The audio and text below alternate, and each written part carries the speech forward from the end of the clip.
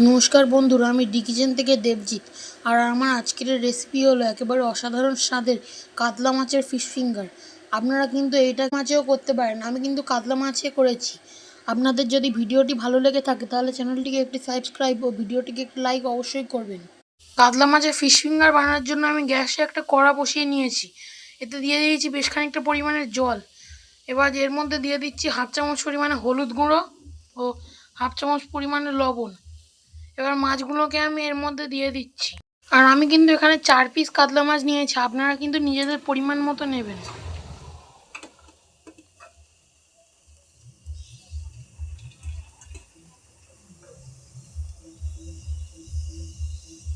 এবার আমি মাছগুলোকে সেদ্ধ করে নেব ঢাকা দিয়ে। দেখুন আমার মাছগুলো কিন্তু সেদ্ধ হয়ে গিয়েছে, আর মাছগুলোকে কিন্তু আমি 10 মিনিট ধরে ফুটিয়ে সেদ্ধ করে নিয়েছি। এবার আমি মাছগুলোকে নামিয়ে নেব। মাছগুলো আমি নামিয়ে নিয়েছি, আর মাছগুলোকে কিন্তু আমি 5 মিনিটের জন্য রেখে দিয়েছিলাম ঠান্ডা হতে।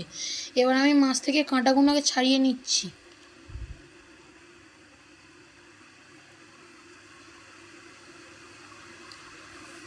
যেহেতু আমি এখানে কিন্তু পেটির ব্যবহার করেছি, তাই এখানে কাঁটাগুলো খুব সহজে ছাড়িয়ে নেওয়া যাচ্ছে। আপনারাও কিন্তু চেষ্টা করবেন অবশ্যই যেন পেটির ব্যবহার করেন। দেখুন আমার মাছগুলো কিন্তু কাঁটা ছাড়ানো হয়ে গিয়েছে। এবার আমি গ্যাসে একটা কড়া বসিয়ে নিয়েছি, এর মধ্যে দিয়ে দিচ্ছি সামান্য পরিমাণে সর্ষের তেল।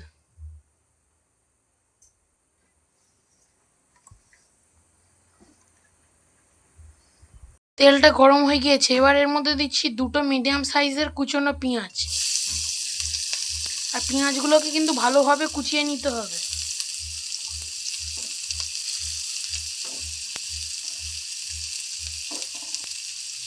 পেঁয়াজটা কিন্তু ভালোভাবে ভাজা হয়ে গিয়েছে। এবার এর মধ্যে দিয়ে দিচ্ছি 1 চামচ পরিমাণে রসুন বাটা, 1 চামচ পরিমাণে আদা বাটা ও 1 চামচ পরিমাণে কাঁচা লঙ্কা কুচোনো। এবার আমি সমস্তগুলিকে ভালোভাবে ভেজে নেব।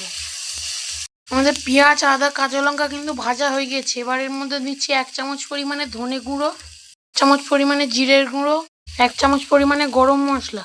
এবার দিচ্ছি সামান্য পরিমাণে লবণ। আর লবণটা কিন্তু আপনারা দেবেন, যেহেতু আগে মাছ সিদ্ধ করার সময় লবণ ওতে দেওয়া ছিল। এবার দিচ্ছি হাফ চামচ পরিমাণে লাল লঙ্কার গুঁড়ো। এবার এর মধ্যে দিয়ে দিচ্ছি সিদ্ধ করে ছাড়িয়ে রাখা মাছগুলো। এবার মাছগুলোকে আমি ভালোভাবে ভেজে নেব। মাছটা কিন্তু না তৈরি হয়ে গিয়েছে, এবার আমি মাছটাকে ঢেলে নেব। মাছটাকে শেপ দেওয়ার জন্য টাইট করে নিতে হবে, যার জন্য আমি এখানে নিচ্ছি সামান্য হাফ কাপ পরিমাণে ময়দা। ময়দার সঙ্গে মাছগুলো আমি ভালোভাবে মিশিয়ে নেব। মাছটাকে আমি ভালোভাবে মেখে নিচ্ছি।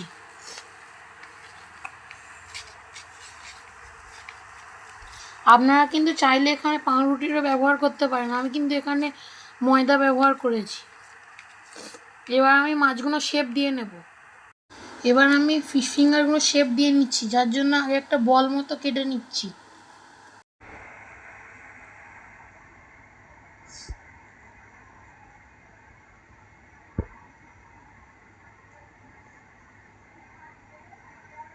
দেখুন আমার ফিশ ফিঙ্গারটা কিন্তু শেপ দেওয়া হয়ে গিয়েছে। এরমভাবে আমি সমস্ত ফিশ ফিঙ্গারগুলো শেপ দিয়ে নেব।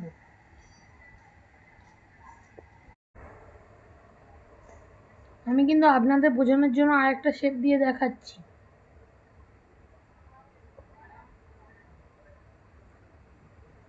দেখুন শেপ দেওয়া কিন্তু হয়ে গিয়েছে।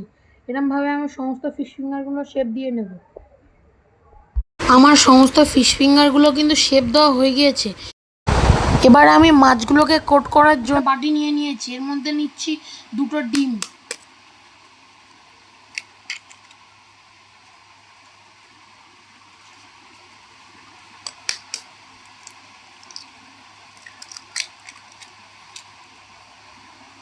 এবার এর মধ্যে দিচ্ছি সামান্য পরিমাণে লবণ। এবার এই দুটোকে ভালোভাবে মিশিয়ে নেব। আর একটা থালা নিয়ে নিয়েছি, ওর মধ্যে নিয়ে নিয়েছি আমি বিস্কুটের গুঁড়ো।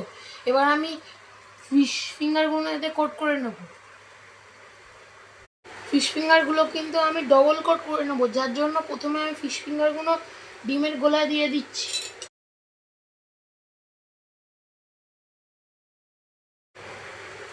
এবার আমি ফিশ ফিঙ্গারগুলো ভালোভাবে বিস্কুটের গুঁড়ো মাখিয়ে নেব। এবার আমি এটাকে আরেকবার ডিমের গোলায় চুবিয়ে নিচ্ছি,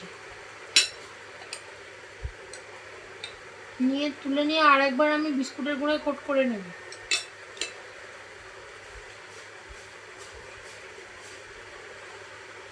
এই দেখুন আমাদের ফিশ ফিঙ্গারটা কিন্তু কোট করা হয়ে গিয়েছে। এরমভাবে আমি সমস্ত ফিশ ফিঙ্গারগুলোকে কোট করে নেব।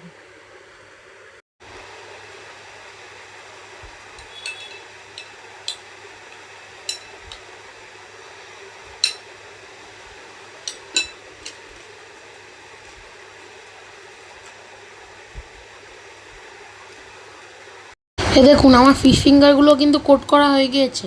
এবার আমি ফিশ ফিঙ্গারগুলোকে একে একে ভেজে নেব। ফিশ ফিঙ্গারগুলো ভাজার জন্য আমি গ্যাসে একটা কড়া বসিয়ে নিয়েছি। এবার এর মধ্যে দিচ্ছি বেশ খানিকটা পরিমাণে সাদা তেল।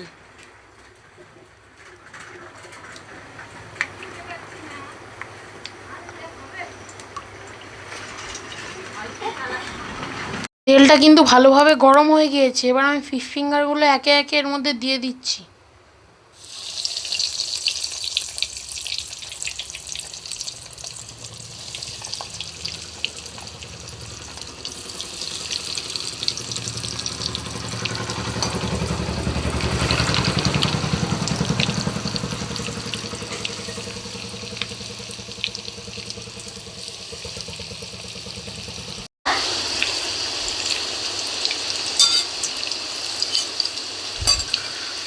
আর ফিশ ফিঙ্গারগুলোকে কিন্তু আমি লো ফ্লেমে ভালোভাবে ভেজে নেব, না তো এটা হাই ফ্লেমে দিয়ে করলে এটা কিন্তু বাইরে দিয়ে ব্রাউন কালার চলে আসবে কিন্তু ভিতর দিয়ে কাঁচা থেকে যাবে।